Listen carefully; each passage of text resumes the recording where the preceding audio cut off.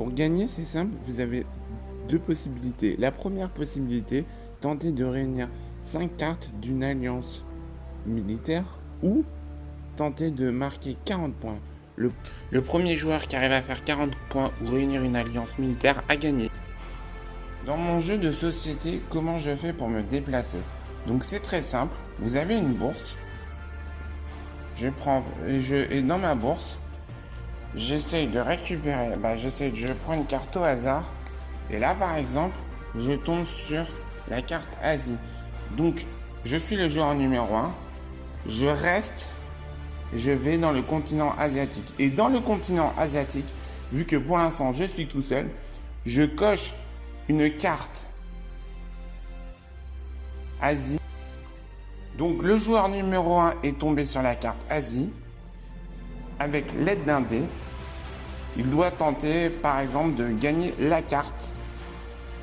Donc on va prendre un exemple concret. S'il a tiré la carte du Japon, il doit faire les nombres correspondants sur la carte pour pouvoir gagner la carte.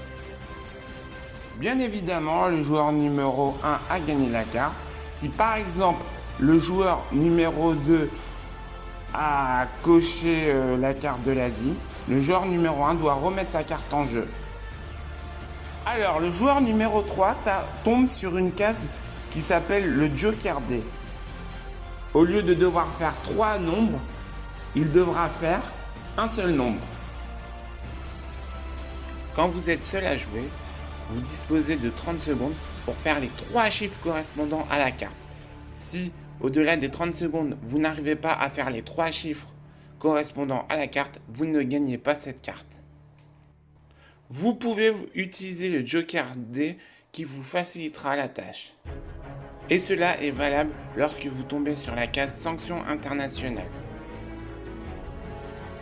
En ce qui concerne les matchs à 2, les matchs à 3 ou les matchs à 4, le timer est de 3 minutes. Si au-delà des 3 minutes, tout le monde est à ex-aequo, la carte mise en jeu retourne dans sa destination d'origine. Donc soit la pile ou soit par exemple la carte d'un adversaire qui était obligé de mettre cette carte en jeu. Si parmi tous les joueurs, un joueur a 2 chiffres correspondant à la carte et que tous les autres ont un chiffre correspondant à la carte, le joueur qui a 2 chiffres correspondants à la carte gagne cette carte. Je peux également utiliser un Joker D. Mais si un autre joueur utilise ce Joker D, je suis obligé d'attendre qu'il joue. Et si par exemple, en ayant utilisé ce Joker D, je lance mon dé et je tombe sur un nombre qui correspond à la carte et que mon adversaire qui a la carte Joker D a un nombre qui correspond à la carte, le jeu continue. En revanche, si lui ne tombe pas sur un chiffre correspondant à la carte et moi, je tombe sur un chiffre correspondant à la carte, je gagne la carte. Affrontez un adversaire de votre choix. Le joueur 4 est tombé sur cette case. Qu'est-ce qu'il doit faire? C'est très simple. Il peut affronter soit le joueur 1, le joueur 2 ou le joueur 3. Mais bien évidemment, il y a une condition. Il faut que ces 3 joueurs ont une carte. Et donc, par exemple, le joueur 3 a, on va dire, l'Italie et, par exemple, le Japon.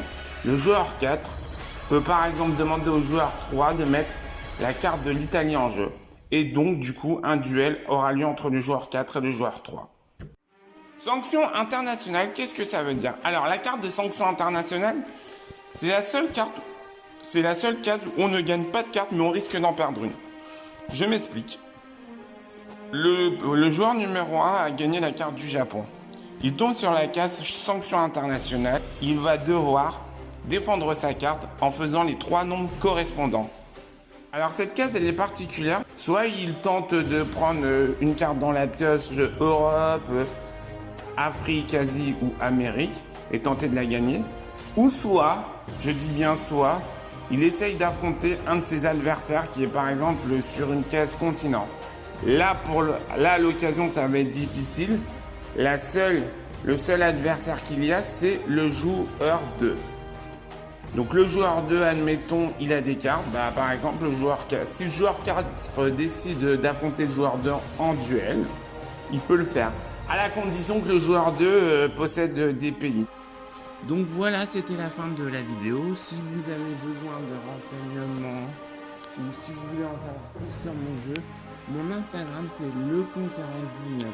Je tiens à préciser que je cherche à commercialiser ce jeu de société qui est pour l'instant un prototype. Donc si vous voulez m'aider, écrivez-moi sur Instagram. À très bientôt.